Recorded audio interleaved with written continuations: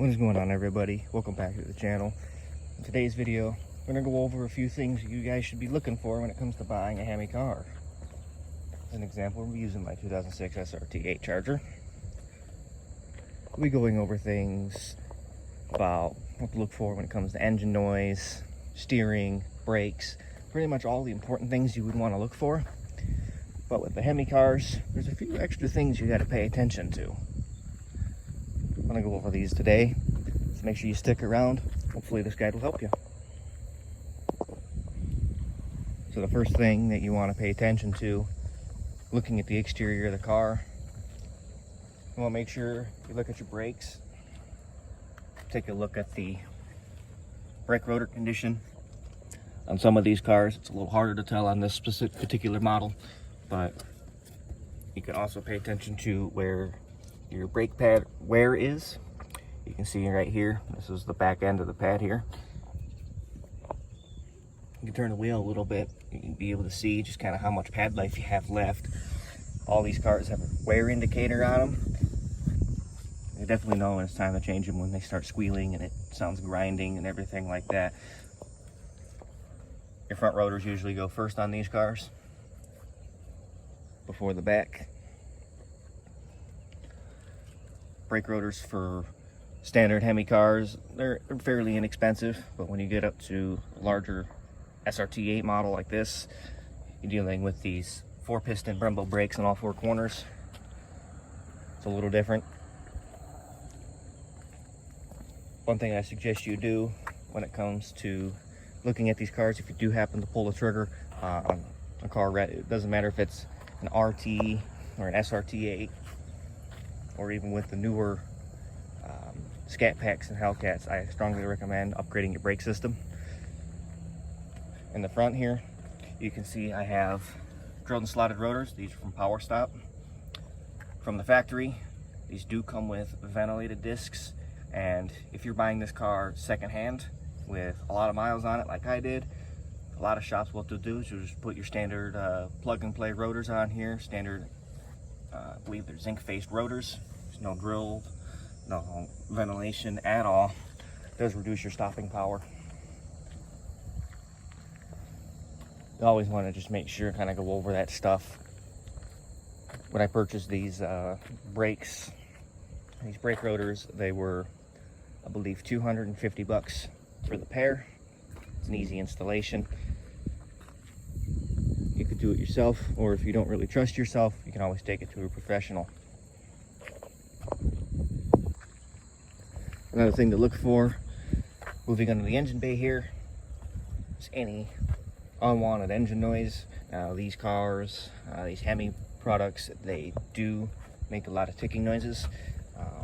Most commonly, and the most misdiagnosed one, is actually have to do with the fuel injectors here. These fuel injectors do spray a lot of fuel, so they are quite loud and they do tick. Another thing that is common with these cars is lifter noise, especially on startup.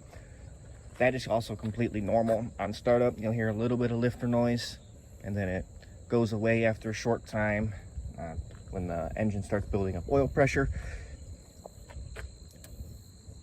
With the later Hemi models, anything from 2008 to current, which is called the Eagle engine, those do have a slightly longer lifter noise. Essentially, with the MDS system and a whole bunch of other things that are explained in multiple other videos, the lifters, they do tick a little bit and they do wear down. One thing to pay attention to, especially if you are looking at buying a pursuit police car, you know, any retired police car with the Hemi V8 in there. Now, a lot of those cars, they do have a lot of idle hours on their engines. A lot of idle hours on these engines are not good. They do accelerate the wear and tear on your lifters. And usually, when it comes to stuff like that, it's going to be either a cam and lifter job. In most cases, you might get off lucky and just need lifters.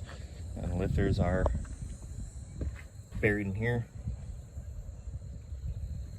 And what happens is the lifter will smack the camshaft. That's what creates that clicking noise. like I said, it's something you really want to mostly pay attention to the most on the police versions of these Hemis. Earlier, 2005, 06, 07, they don't really have that issue because this was without the Eagle heads. They changed the head design in 2008. These are called pre-Eagle Hemis. Anything really, I think it's 03, I believe, is when the first 5.7 pre-Eagle started. Found in some Ram trucks. But overall, that's something you want to pay attention to. I'm going to slice a clip here in just a second on I think it's a Grand Cherokee that I was looking at with the Hemi engine. You'll hear it start up, you'll hear that lifter noise, but you'll hear it go away after a while. And during the cold start run, you'll hear those lifters doing its thing. You'll hear them lightly smacking the camshaft, but you'll hear it very, very loudly on first startup because it's building oil pressure. So I'm going to insert that clip right here.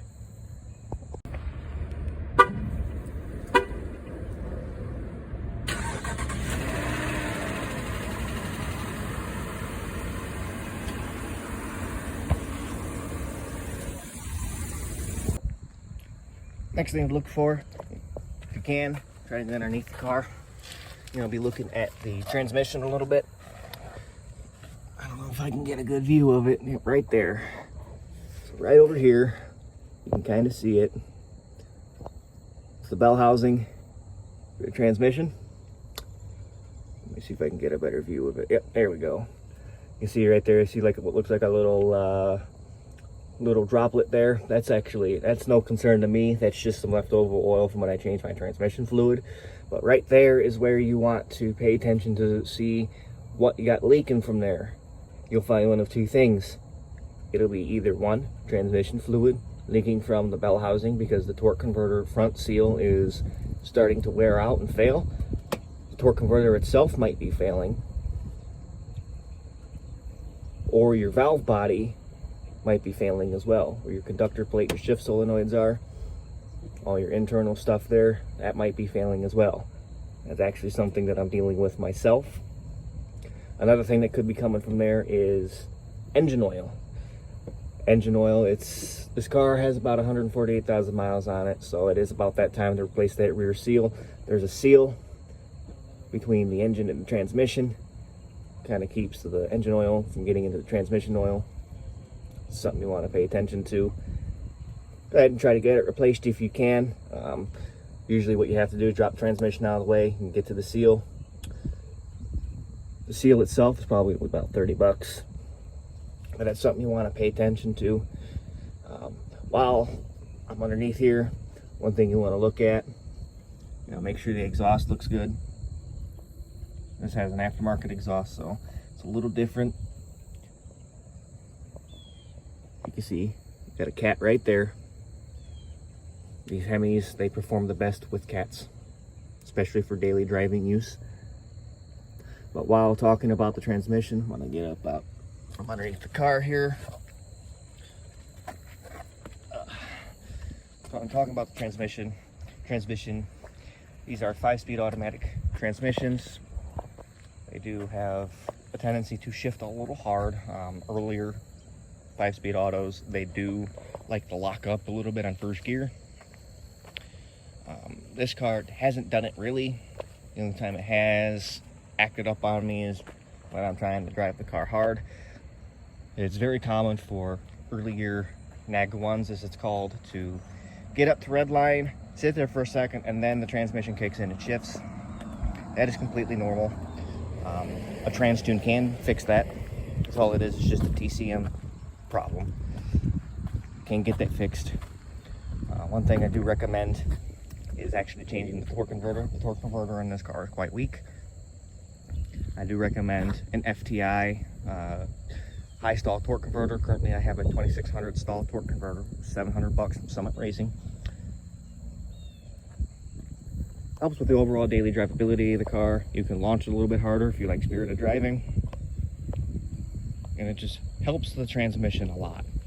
I haven't really had any driving problems with it other than a couple times where the conductor plate for my car wasn't working the right way. It did throw code, which leads me on to the next thing. Moving to the interior, as I said, the next thing you want to be paying attention for is warning lights. Now there's a cool little trick with these older Dodge products, something called the key dance. What the key dance does is it basically will tell you, it'll wake the computer up and it'll tell you if there's any problems. So the engine light is located here in the fuel gauge. And right here where you see the mileage, doing the key dance properly, if there's any warning lights or any codes stored in the ECU, the car will actually tell you. The only thing it won't tell you is transmission codes. You will need an actual scan tool for that. So how do you do the key dance? First, grab your key. It can be this one, or it can be the slightly newer style that they use from 2008 to 2010. You want to do this precisely. You have to be a little quick with it. So you put it in, turn it to the ACC button, and you want to do this step. Run, ACC, run, ACC, run. Leave it in run. And you can see right there where the dotted lines are. If you have any codes, that's where your code will be stored. It'll read them out and then it'll say done. If you don't know what the code is, just kind of write them down and you can look them up. Very commonly, you'll find codes like 0456. That is something with the gas cap. It's called evap leak. Usually has to deal with the gas cap. There's a seal in the back there that can go bad. It's very common, especially if you're in a climate where it snows and there's a lot of salt anywhere. That's one of the main things you'll notice. You'll obviously have your misfire codes. It means it'll be time to change spark plugs or whatever the case may be. Sometimes your engine light will illuminate. You go to do your key dance here and it won't work. That's most likely a transmission problem.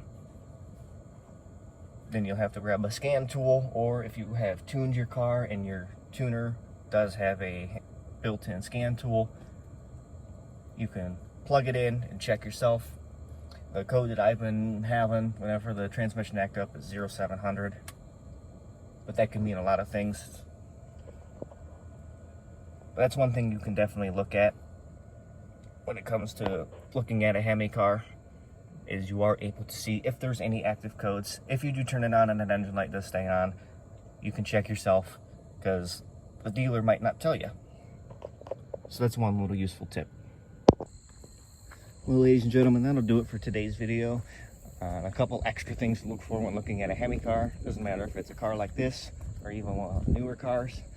And there's a few extra things you got to pay attention to just to make sure you're getting yourself a good vehicle at a good price. Obviously, you want to have the suspension looked at. You want to have everything else taken a look at. Please make sure you do take it to a professional. They will properly diagnose the issues, if there is any.